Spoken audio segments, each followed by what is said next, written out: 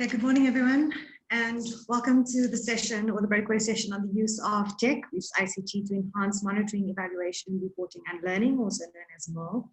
The field of monitoring and evaluation is constantly evolving, and we are seeing an increased use or adoption of ICT for program management, data collection, real-time reporting, and the sharing of information. And this has really been, has come to the forefront under COVID 2019, where people have been required to shift and to pivot to the way in which they do all these different aspects of monitoring and evaluation onto online systems. And as a result, we're actually seeing internationally that there's a field of study dedicated to understanding monitoring, evaluation, reporting and learning, specifically through the use of technology and the increased adoption of this. But it is also key that when we do adopt technology for monitoring and evaluation, that we just don't jump in, that we need to understand, what are some of the contextual factors behind it, that your M&E itself is still very well understood, that you understand the value that your M&E can bring to your organization and to your monitoring and evaluation. And as we heard earlier, in the South African context, technology is an issue that's got quite a lot of nuances that we need to understand. So things like access to technology, access to data, cost, capacity to actually run and use those systems. So there's a number of different aspects that we need to consider when we do think about using technology. Sorry, I'm just going to pause. I think the sessions have been switched.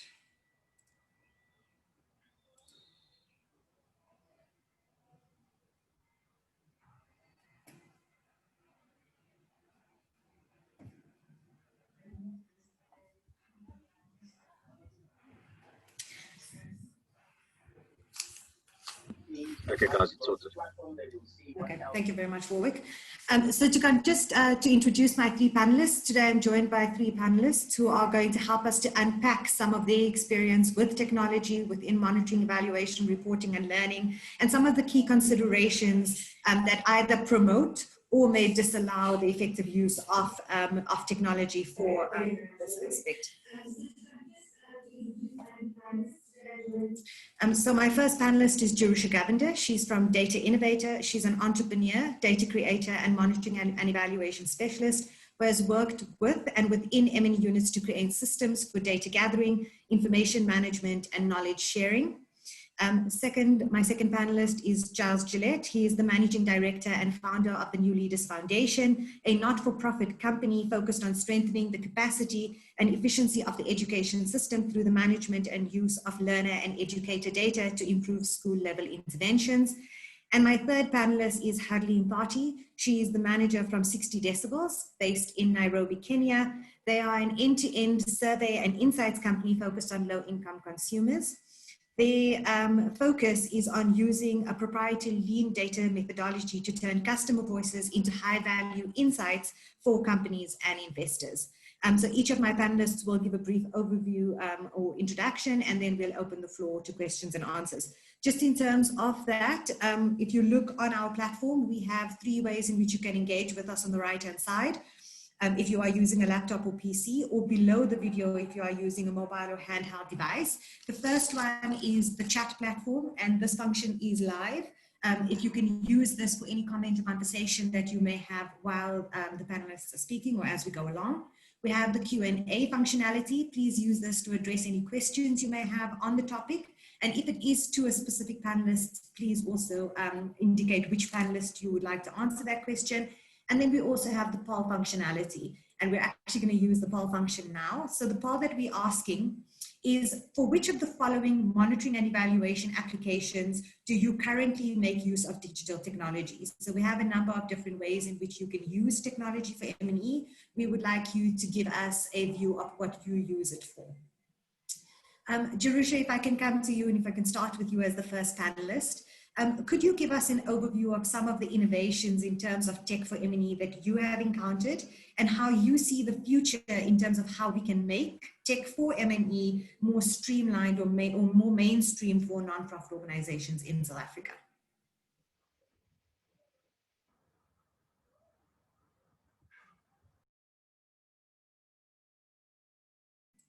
Jerusha, you're on mute.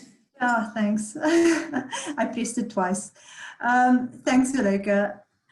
So yes, through my experience at Data Innovator, we are a small business consultancy based in South Africa. We've had the privilege to work with many different types of organizations, like from really small NGO up to government departments, and also private organizations. And so we've had kind of the inside view as to how organizations have been changing over the past 5 years at least, and then kind of a rapid spike in the past few months because of our COVID life.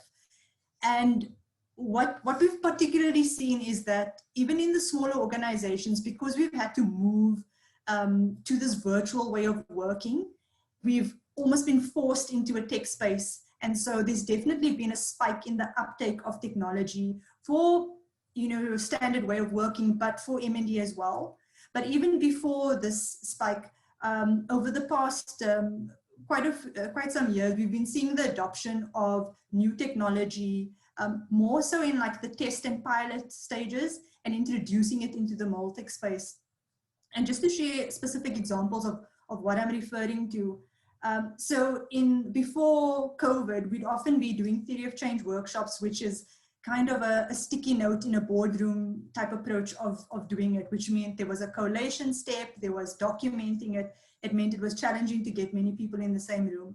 But because we've now seen that many organizations have to use some form of communication tool, these have become the ways or the tools being used for M&D communication, M&D planning, as well as virtual whiteboard tools, which before we were not utilizing as much.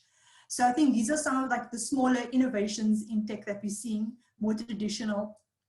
In addition to that, in the more kind of recent present, there's also been this increasing demand for using tracking or monitoring tools, as well as data communication tools, because we are operating in a time where collating data is, face-to-face engagement is not feasible, and reporting that is not feasible as well. More and more organizations are tapping into using platforms, even Google Apps, using Salesforce, or tools like Mobenzi to collate data, to report on them. And because we work in the data communication space a lot, we're also seeing a lot more organizations using dashboards, which, a few years back, it was something, big and fancy to use, but many organizations have their own either rudimentary type of dashboard to the more advanced things that we see, like our NICD COVID dashboard, for example. So there are definitely some of these shifts. And I think in the broader context, like pre-COVID, some of the new introductions or technology that has been starting to be adopted in development space is kind of across the data value chain. So everything from data collection, data collation, storage, analysis, at every point, there's been some form of new technology introduced for MOL. And I think it's a lot of it is to do with the data science field growing and the relevance of data science to MOL as well.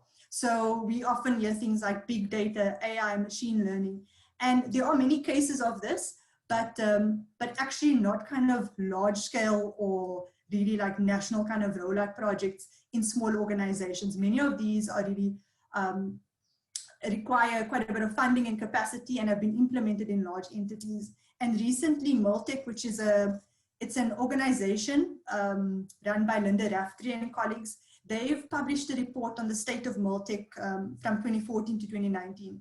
And they also share a perspective of what these kind of pockets of changes are. And they refer to them as these 3 waves of MolTech. The first is the traditional MolTech, which is really what I've observed is where we're at the moment. And in some contexts, actually, we're not even fully into traditional MolTech. And these are the use of data collection or mobile applications for data gathering and reporting in organizations. But in the second and the third wave, this is where we start actually moving into actually utilizing big data as a way of working and not at one small tested project, or you moving into predictive analytics for MolTech and learning. So currently, in my view, South Africa is really still in this first wave of figuring out how do we actually scale up and mainstream traditional M&E. But there's a huge opportunity for us to push into how do we set up things like you were saying, don't just jump in, but how do we prepare organizations to move into the second and third wave?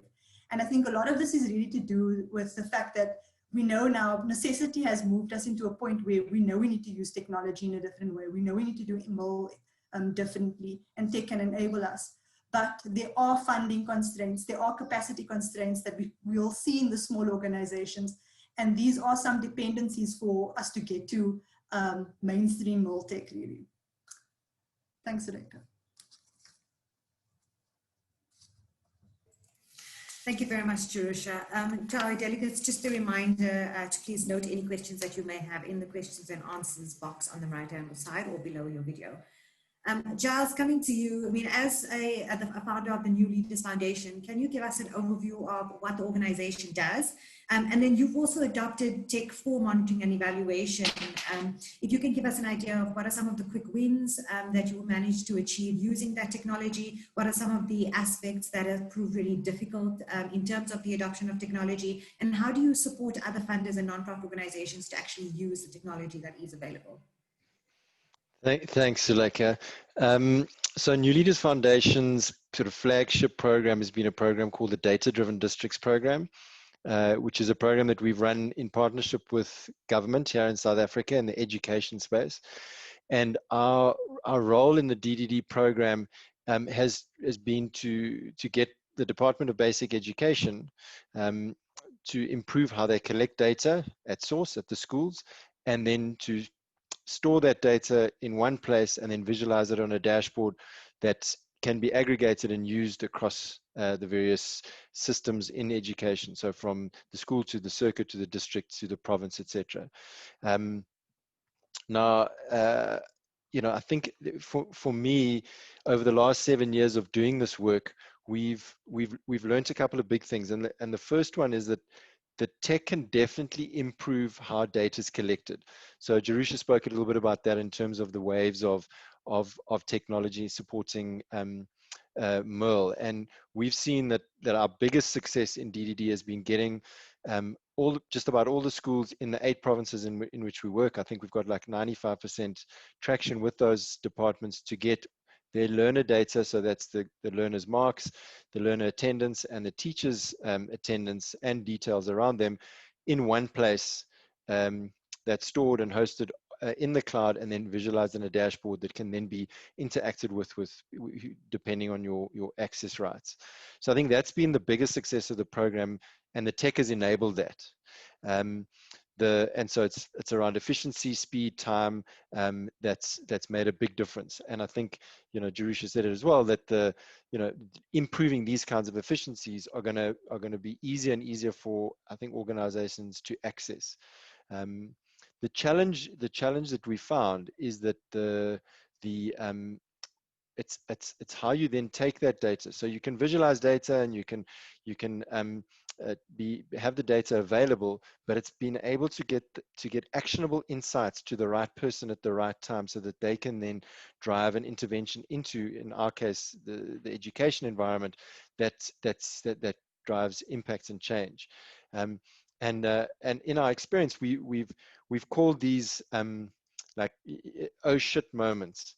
So excuse my language, but it's the ability to get a user to look at data and go, okay, hang on, like this is really important. So for example, we've got a predictive analytics tool that allows for, it provides an automated notification that goes to school if a learner is absent for more than 10 days. So that email arrives at the school, the headmaster or the HOD sees this and goes, oh, hang on, my learner's not here. We had an example recently in Tembisa where this happened. The HOD got in his car, drove to the house of this learner. There was an issue with the drug addiction with one of the parents, got the child to a place of safety, and the child's now back at school. You know, so I think the challenge is around not just collecting the data, storing the data, it's about how you use it. You know, I think in working with NGOs over our journey with DDD, I think we've had some success. Obviously, there's access issues that are challenging, but I think of one example where we worked with the Old Mutual Education Flagship Program, and one of their partners, Edunova, got real value out of the data because it was helpful to them specifically. So they were able to access learner marks quickly, efficiently. What would have taken them, 2-3 days of work, they were able to do in a few minutes. But access to data, especially data that involves, miners' information is one of our constraints. And then the other point that I want to make around our experience in tech and Merle is that the tech is actually the easy part, and it's moving faster and faster and faster. So the access to platforms, the efficiency of platforms, Google, Amazon, Microsoft are driving the way. The challenge is around the change management. So it's, you can build a data visualization tool, you can give it to people, but we found that your computer literacy, your comfort, people not wanting, the resistance to change have been big challenges, and that requires one-on-one engagement. Both in our experience with government and with NGOs. Many NGOs, they know how they do it. It's quite a compliant culture around M&E, and they don't necessarily want to change. They don't want to go onto a more digital platform. I think what we have found is that where there is a strong M&E culture in an NGO, their ability to shift into a digital space much easier. So where they understand the value of both the monitoring component and the evaluation component, people have been, it's been more smooth. I think data quality is also an issue for organizations, and data is sometimes compromised if there aren't good routines and structures in place around how data is collected. And we found that providing people with a platform isn't necessarily going to solve your data quality issue, depending on who's punching in the data and doing that. I think the other point that I want to make around our support to funders and NGOs is that the demand is high. We've noticed that just through our work on the DDD program, many organizations have come to us and said, can you help us build dashboards? We have, and I think there are lots of off-the-shelf products, as well as we've developed a customized product for data collection and visualization that we are working with partners on, called the Impact Board. But yeah, I think it's a journey around comfort, and I think Jerusha is right. We're in the early phases, and some organizations are moving quicker. The early adopters, it is happening, and I think that technology can really help with efficiency, but I think getting the right insights and the change management around it is what's challenging. Thanks, Zuleika. Thank you so much, Giles. Harleen, I mean, you're based in Nairobi, Kenya, and Kenya we know has been at the forefront of using mobile technology. They've got really high uptake rates on that side. In your experience, does this familiarity with mobile tech actually help with data collection?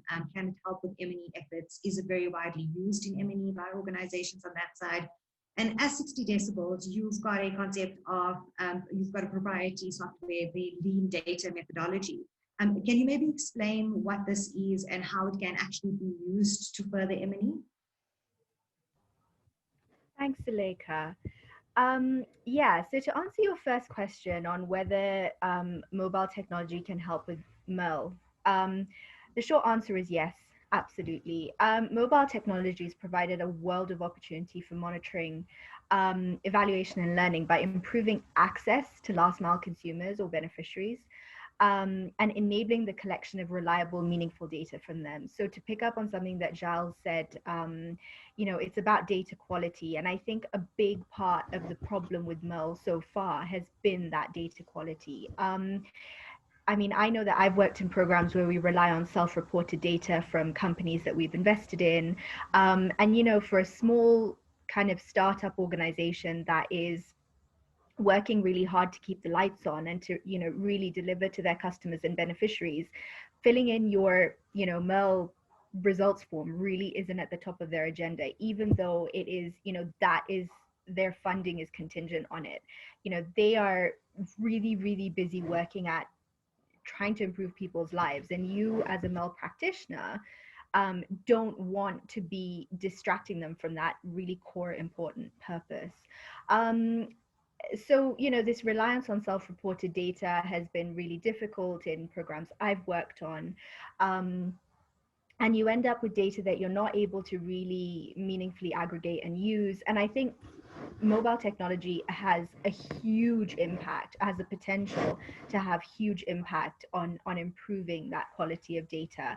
And it can be as simple as, 3 or 4 question SMS surveys to end users in rural areas, which means you're cutting out the cost of traveling there, you're cutting out the language barrier.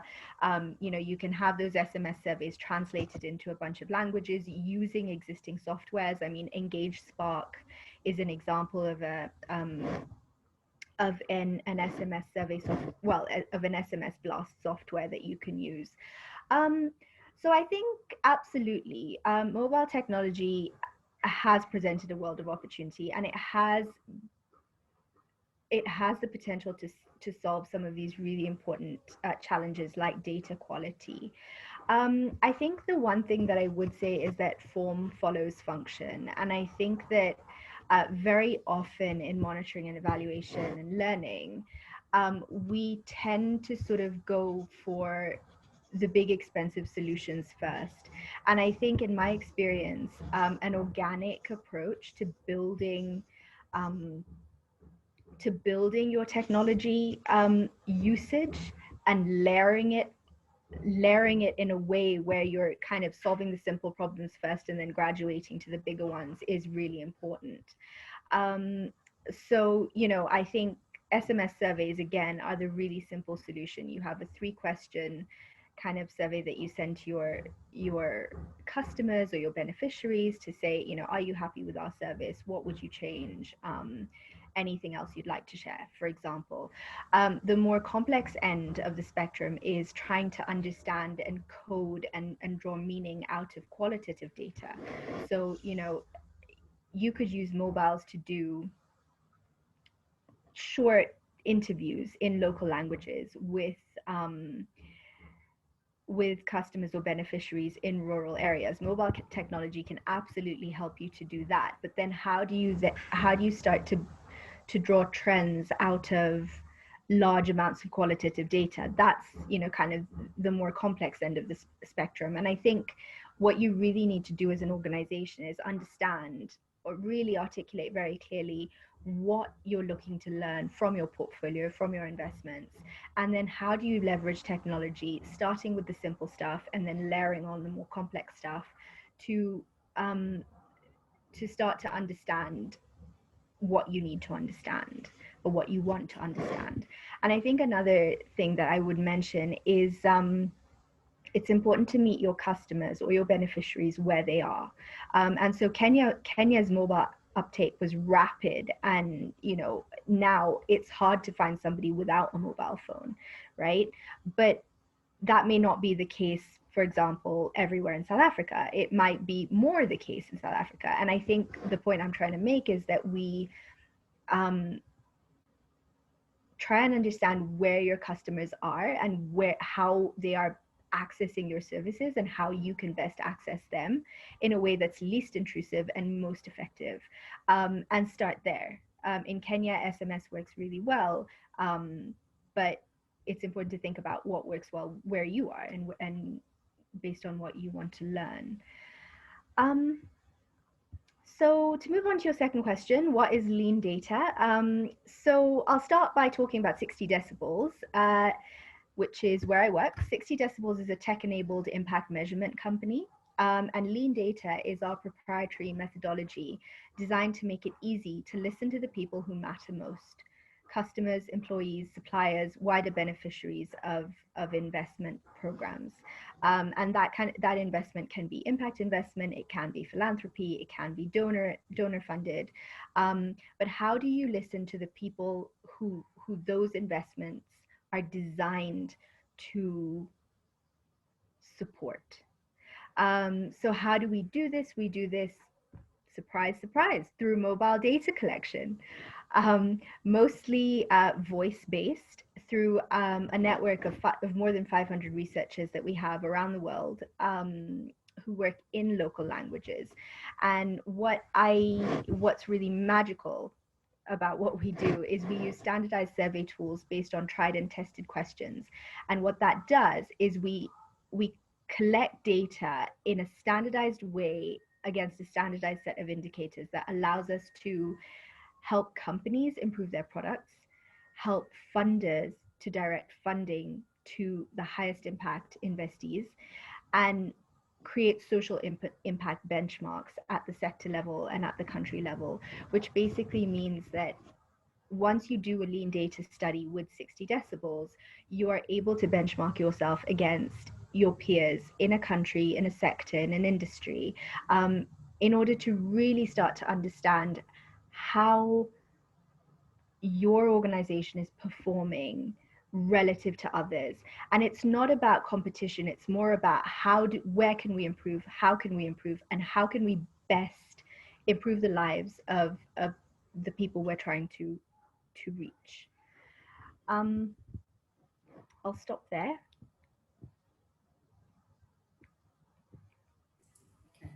Fantastic. Thank you so much to all our panelists for their statements, their introductory statements. Sorry, well, could we bring up the poll results, please?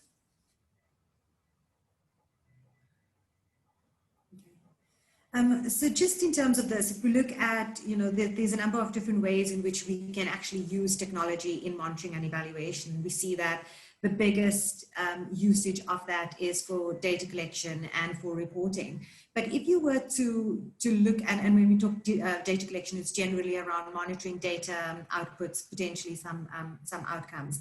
Are there any potential other uses for technology in monitoring and evaluation that we're actually missing out on? So missed opportunities, for example, things like geolocation, usage of data collected from social media, etc.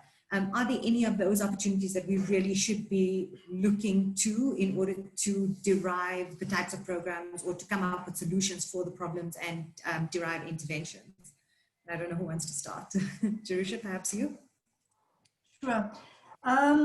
Yes, so this data, just looking at it, I nod my head because it makes sense to me, and that's kind of the same picture that I see. But I think one of the other spaces of tech that is useful for MOL is data communication. And I'm talking about this because this is the space we work in.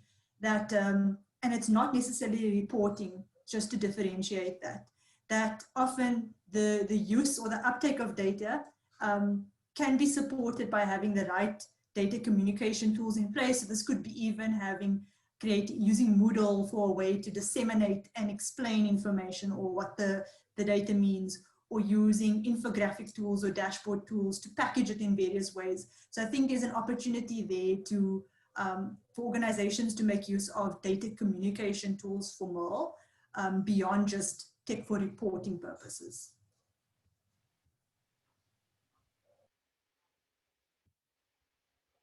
Arlene, sorry, would you like to add? Yeah.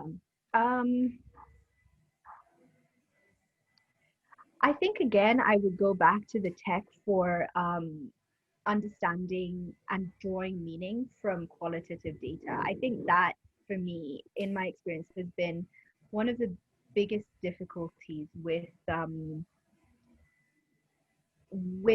trying to gain meaning from large amounts of data.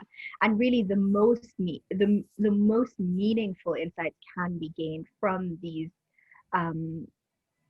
from the open-ended questions that you're asking beneficiaries and consumers. So a software called NVivo at the moment is one of the biggest ones that I've seen used to try and gain that meaning and trends and themes from qualitative data.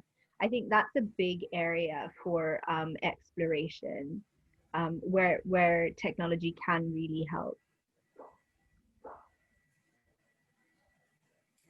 Thank you.